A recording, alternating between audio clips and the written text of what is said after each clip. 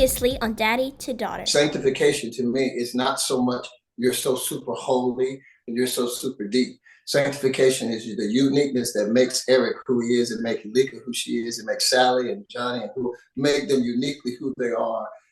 How can I say, under the auspice of God's presence and God's power and God's word.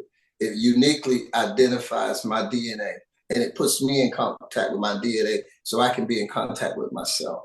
I love it. I think the misnomer, and I think this will help some people, the misnomer is that we can get to know God without getting to know ourselves. Mm-hmm. Mm-hmm. And that's not going to happen. To get to know yourself is to get to know God. Bitterness is the inability to let go of a hurt and using it as the frame of your existence right now.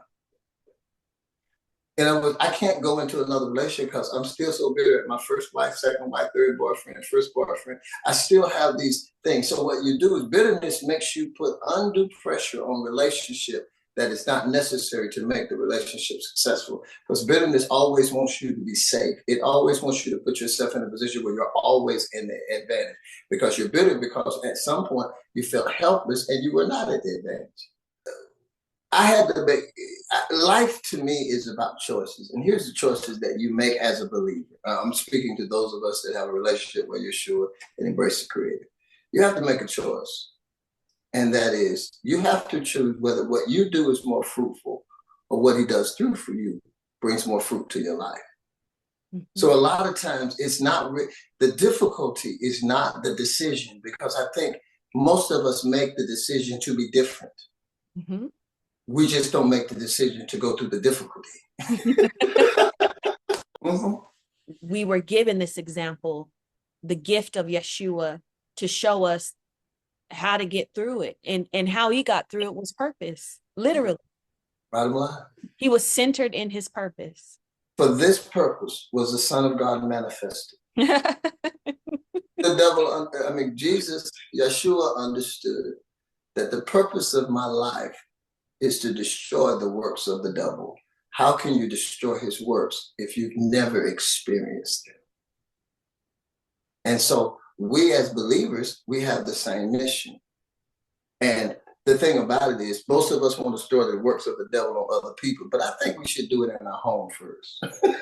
I think the works of the devil needs to work out in our, I need to work out the works of the devil as being a husband, being a father, being a provider, being my wife or women have to work out being nurturers, being soft, because there's so many things in the world that attempt to make our beautiful new Black queens hard and indifferent.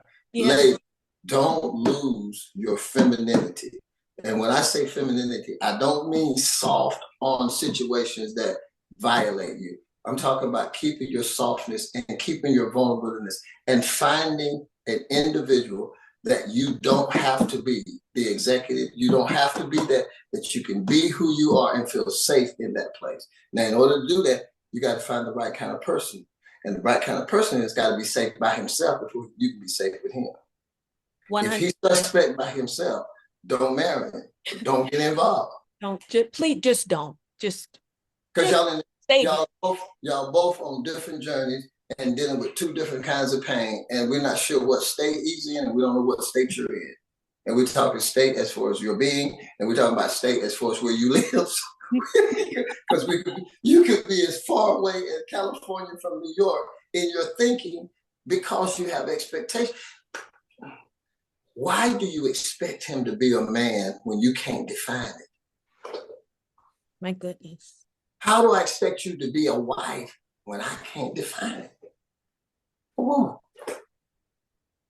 And what if the definition you have is wrong?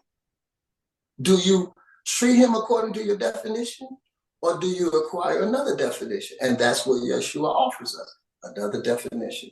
He gives us a diagram, gives us, Lika, I become the man that I am because I follow the blueprint. Mm-hmm. I just did what the word said. I literally believe that I was supposed to be the provider, the leader, and the spiritual head of my home. Now, that didn't put any requirements on my wife or on my kids whatsoever. That was all on me. So I never said, well, you're going to have to submit, because no. Submission to me is, it's the leader's job to position the eyes of the followers to submit. Oh, daddy. not just titles. Don't call me daddy because you anyway. Because you came from Malloy. We have a family way of doing things. I'm so He sorry. said, you're going to easy on the people. They haven't seen that side of us yet, Papa. They're not ready. I was about to take you back to the origination. I'm sorry. I apologize. No. Yeah. Yeah. You got to fill the shoes. Yeah. Fill the Yeah. shoes. And filling those shoes, there's a lot of things got to fall off. I know you are a great mom. Great mom, just a great daughter all the way around. You're beautiful. But there's a lot of stuff had to fall off. Though you were raised in a pretty nice environment. Not a perfect environment, but a nice. Yes. Imagine someone that didn't have that environment. Right. Imagine what she's going through, and she's got a daughter, but she never really had a dad there for her. Her mom has been there for her, but she's taking more care of her mom than her mom taking care. So she's in a really precarious position when it comes to relationship with the man. Yes. Unless she meets a man that understands purpose and can put her up on game and say, listen, sweetheart, you can be whatever woman you want to be out there, but I need you to be a wife here. I need you to be soft. I need you to be vulnerable. I need you to be, that's what gives flight to a man's leadership, is the vulnerableness of those that follow him. Yeah. How do you lead a bunch of proud folks? You can't. No. Unless you're leading into a ditch, girl, pride comes before destruction and all. Mercy. So, yeah, so unless that young lady is finding community and folks that can provide her with education and enlightenment and encouragement and can support her in centering herself in her femininity, or unless she's also watching Daddy to Daughter and listening in on the conversations and receiving some really vital and great information, her path might be a tad difficult, but thanks be to God, she has at the very end of the day, she has Daddy to Daughter to tune into and to learn some things. I want to go back. I'm sorry. I would suggest to join a church, join a community activity, join a singles group. You need to be around people who are going through the same process, but you may not know it. And I love the fact that when people meet me, they have no idea what I've been through, because I don't look like what I've been through. You don't look like what you don't smell what I don't have the aura or the attitude of a displaced child. I don't have the brokenness of a man that lost his mother at a young age. I don't have the unnerving of not knowing what I'm going to do if something happens to my grandparents, or feeling the anxiety of not having a place to stay. I don't wear that. I've been through that because that was the process of me coming to purpose, but I don't wear that. So I don't fear it coming back because I don't wear it. I don't want another man like this, so you're going to be very cautious in the next man.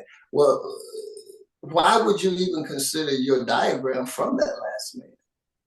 What he did was what he did. How you respond, but you should be dealing with how did you respond to his brokenness? How did you respond to his lack of whatever? And did it ruin you for the next man coming along? So that ties into what you were saying about processing pain, right? Yeah. Remaining bitter. Mm-hmm.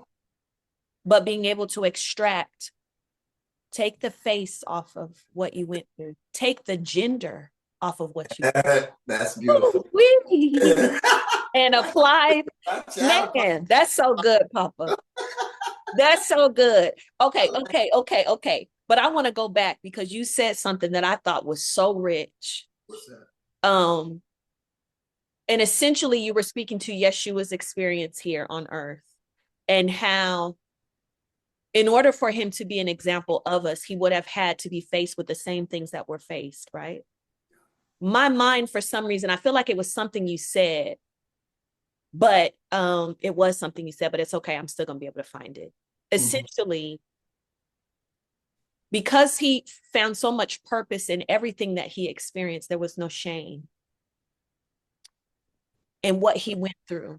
And that really touches my heart, because I feel like a lot of people suffer from being ashamed of their past, or being ashamed of the things that have either happened to them or things that they may have been involved in, when Right. really it gives relevancy to your humanity, I love that. who you can show up as in other people's lives because you've been through it, right?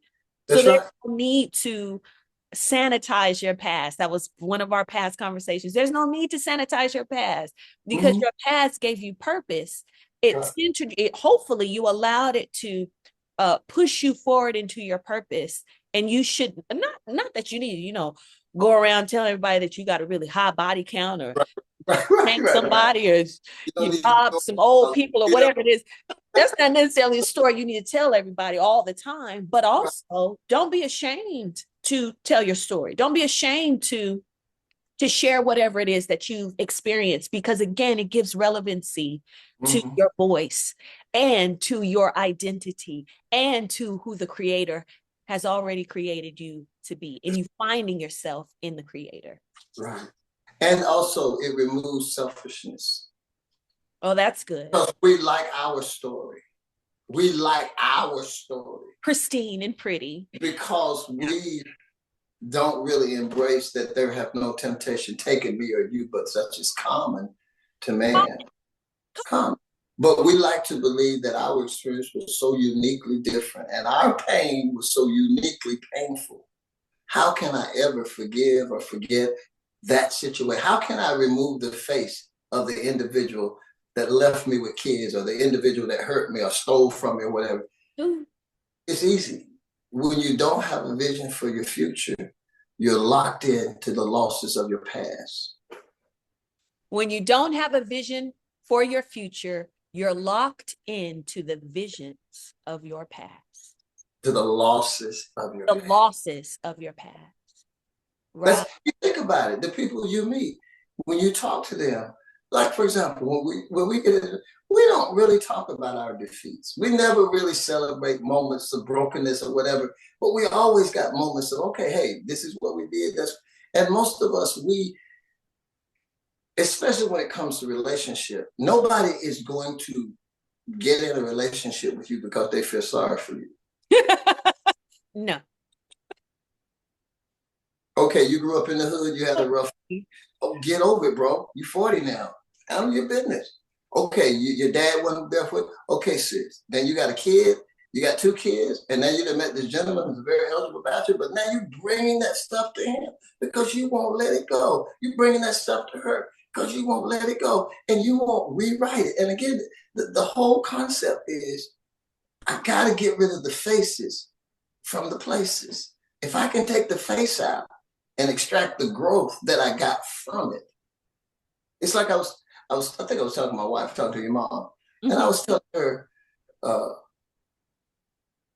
the most growing thing that ever happened in my life was maturating and matriculating through the nuances of losing my mom at a young age. Yeah. It is both the most tragic and also the most medicinal thing that have ever happened to me. And the thing about it is, it made life more precious. It made family more valuable. It made making marriage work versus boning out at the worst at the time that you thought you would be justified in doing so. It gave value to everything that I did. And when I was doing things, I held it so precious because I knew how easily it could be lost. Because you go from your mom and your sisters and brothers having dinner and she combing hair to all of a sudden you're going to chaos, and the next thing you know, in 2 hours your mom is dead and you're a 7-year-old kid and don't know where you're going and all of this. I mean, it throws your life into a chaos. And when you heal from that, you have a greater appreciation for what life has brought you. I think that was the line that sealed what you were talking about, when you heal from that. And that is a decision. Mm-hmm. And you have to make the decision to endeavor to be healed from whatever it is, right? And we got to stop thinking that because I'm healed, it's going to stop hurting. Healing and hurt, just because it hurt don't mean I'm healed. Let me give you an example. I have a friend of mine. I have a couple of friends of mine because I'm an older guy and I'm very active. I play senior softball. So I have a couple of friends that had knee replacements, shoulder replacements. You know, that's something common among senior softball players. Yeah. And my friend Al was telling me how painful the healing was. Wow. The healing process is painful because you're using muscles and using situations you've never used before. Yeah. And not only that, they've had to go and repair them so they don't have any use. They've had not good use all along because you've been limping around because you didn't forgive your daddy, limping around because you won't forgive your husband, limping around because you won't forgive other people that hurt you. So you're limping around. Now, when you put that thing back in place, the muscles have atrophy set in the muscle. So you got to start working again and working again. And I was just, myself, for example, last year, was it last year that I went to Boston Liquor? Mass when I went to Boston? Latter part of last year. It was the latter part of last year. 2 years ago, Papa. Yeah, whatever. I went to Boston, and when I went to Boston, I got a pinched nerve in my neck, and it radiated down to my arm. That was last year. Mm-hmm. And for 6 months, I had limited use of my arm. And because I work out and I lift weights and all of that, it was a noticeable difference in my physique. This shoulder looked bigger than this. And I felt so out of, I didn't have no pain, but it didn't look right. And then I started to have to deal with the range of motion. I didn't have the same range of motion that I had before I heard it. I'm just now, after a year, or after however long it's been since I'm just now getting back to the shape that I was in before. So healing don't mean instantaneous. It's not instantaneous. It's a process. But it is quicker than not healing and covering things and continuing to suffer through open wounds, broken bones, broken hearts, unhealed places, and trying to cover them up with or satiate them with addictions, or being up under somebody, or being on top of somebody, or using and abusing others. Yeah. I mean, hey, yeah, it is what it is. We find some really interesting ways to cope our unhealed places, and we should be real about that. But I'm sorry. Go ahead, baby. I'm sorry. Well, what I hear you saying, or what I hear when I hear you talking, is literally like falling in love with our own process. Understanding, one, that it's going to be a process, that we're not looking to be at a specific destination by a certain time. Right. Allow the process to run its course, and also fall in love with the fact that we're going through a process, because we know that we're better for it each and every day, right? Mm-hmm. And that to me, I don't know, just in Elika's mind, makes way more sense than pretending like something is healed. And don't work. Because you can only be an actress for the duration of the show. Then you got to go back to being Elika, the wife. You can only be a showman on the stage for the longest the stage. Life ain't a stage. Life is a real life. It's a real stage is temporary. And if you play games with your virtue, you play games with your forgiveness, play games with your bitterness, and you keep on playing them strange, fleshly games if you want to, you're going to end up, whatever you don't defeat, you're destined to repeat, and God will give you over to your own delusion. There you go. For even though they did not retain God in their mind, God gave them over to a reprobate mind, that they might do the things that are not convenient. So again, the choices are very easy. Yeah. For me, it was live free and take the journey, or live in bondage and be at the destination. Right, because bondage does not have a destination.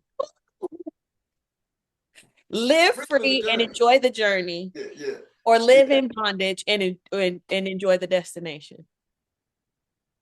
Wow. See, but one of the things I've learned, what has always dictated my choices, was the voices I chose to hear. True femininity. Yeah. True femininity recognize real manhood. It's almost like game recognizes game. When you're truly a feminine woman and you understand that your role as an executive in a company may require you to be a certain way because that's your job. But when you clock out, that my job is not to be overly aggressive or whatever.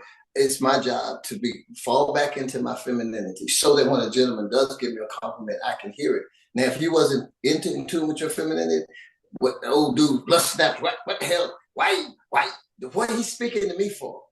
And why it's that whole idea. But when you're into your femininity and you understand exactly who you are as a woman, you recognize real men.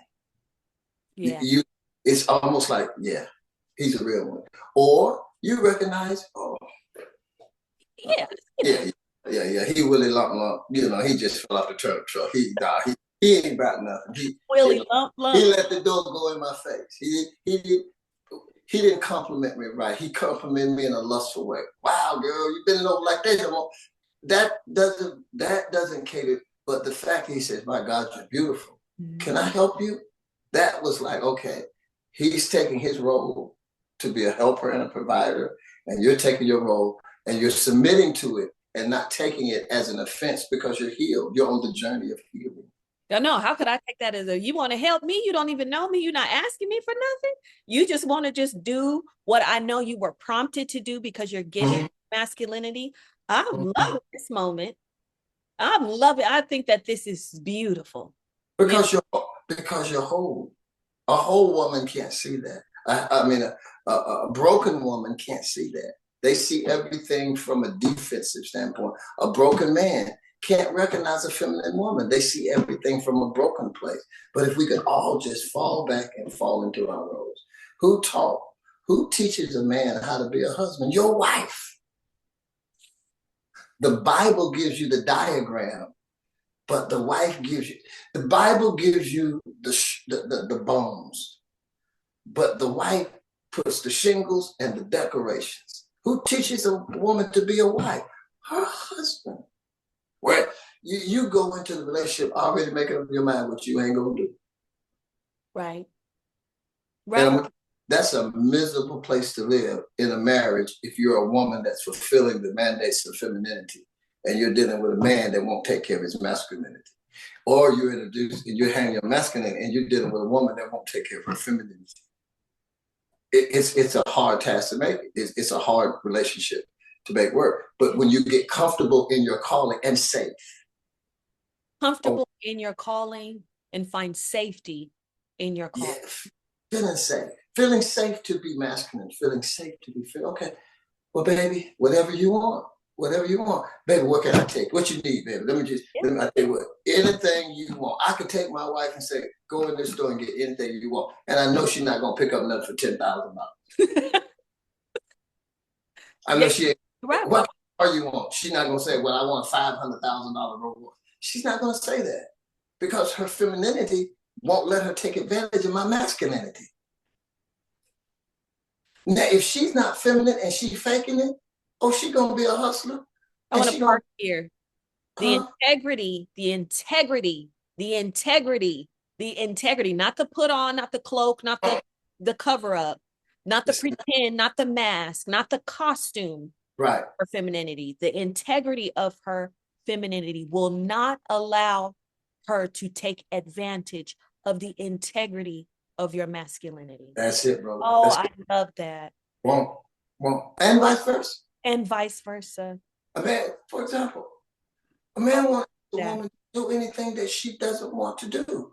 But if he needs her to do it, she should want to do it just for him. Yeah. Just like a woman would never have to tell a man to go to work, but she should appreciate the fact that he does. Right. A woman should never have to tell a man to provide.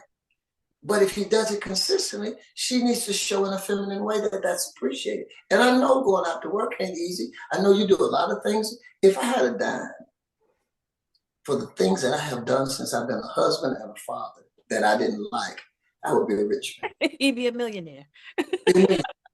Liquor. Yeah.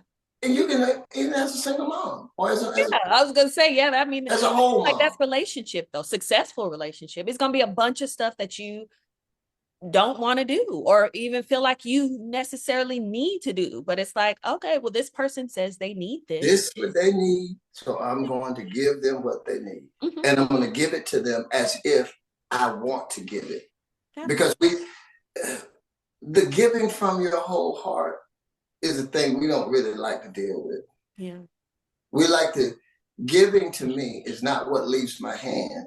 It's what resides in my heart after it leaves my hand. That's giving to me. Ooh. Do I feel? It's not what leaves my hand. It's what resides in my heart after I've given. Wow. Yeah. So as a man or as a woman, you can spend your whole life giving to a relationship and not having a mate that knows how to respond to your giving. That's been your situation. That's what a lot of females, you got a man. You want to be feminine. You want to be soft. You want to follow. You want to be led. You want to help him provide. You don't want to be a leech. You don't want to be someone just sit at home, and you don't want to be a trophy wife. You really want to contribute to the success of a marriage. But he doesn't have the integrity to his masculinity. I was literally just about to say that. I mean, that really sums it up. And it's so crystal clear. It's such a, and it's not about perfection, because we're going to mess up, right? Like, I'm not always going to show up in best ways, or I'm not always going to get it right, or I'm not always going to do exactly what you want me to do, or present things in a way that make you feel like a man, or make you feel like you can do whatever it is that you're required to do or you need to do, and vice versa. But I am always going to authentically show up in my femininity. Yeah. Because Go ahead. Because I'm authentically feminine, right? Like, I'm yielded completely to that. But here's the thing about it, and please, I want you to finish, but it's scary. Yeah. There's an element of fear, because as a woman, as a female, you want a leader, you want a provider, you want someone to help you build a future together, someone that can raise kids and raise a family together. But the risk is, if he's a great provider, will you be a great follower? Always a risk. You're right. Yeah. If you're a great in submission and a great woman who doesn't mind being entrepreneurial and helping and all of that, kicking in on the provisions, and you do all that, what if he ain't the masculine man? It's you can't do it for the person. You got to do it for the purpose. That's very good. That circles us right back to purpose. If you do it for the person, so don't do it. Because people don't respond to masculinity because they're not used to seeing it. Men don't respond to femininity because they're not used to seeing it. They're used to seeing hood rats and what I call bumblebee heads. And bumblebee heads are the women that get up and tell men what kind of man they want and how much money they want. You're a bumblebee head woman. First of all, pay your own bills. My daughters pay their own bills. And then they marry men that come in, and men want to help them pay their bills and want to pay. But you pay your own bills. Don't be no chicken head. Absolutely. And don't you be no knucklehead. Handle your business, brother. Do what you're supposed to do. It's important, guys. And the thing about it is, there's a cost to being in purpose, but the reward is so riching that the cost only feels when you start feeling. Or when you start counting the cost. You start adding. That's right. That's what we got. Yeah. All right. That's good. So, I mean, we circled right back to where we started the discussion, which essentially was, what you're not changing, you're choosing. That's it. So if you're not choosing purpose, you're not changing. That's right. But if you do want to change, know that you've got to choose purpose. I love it. It's pretty bold. I think we did a good job, Papa. Hey, this worked out okay. You did good. Listen, thank you so much for being I fell asleep early. Oh Lord, not sleepy. He said he get to go to sleep early tonight. He said he tired, but go about pick him up, carry him on inside. This man taking enough of a beat. For sure. Oh, we gonna let y'all go, but we love you. Yes. Appreciate you. Thank you so much for being awesome. The best part of Daddy to Daughter. Yeah. Give yourself a big hug on our behalf. Love, be loved, and let love. Hey, also comment, like, share, and subscribe. In the meantime, in between time, Papa. Be good to yourself and your neighbor. We love you guys. Appreciate you. Love you, Precious. I love you, Daddy. Bye-bye, we was guys. matching today too. I like that. We didn't do that on purpose, just so you know. Yeah, that prison look. Yeah, that prison feeling this morning. We coming out. I love you. Life. Love you. Love you, Bye. Bye.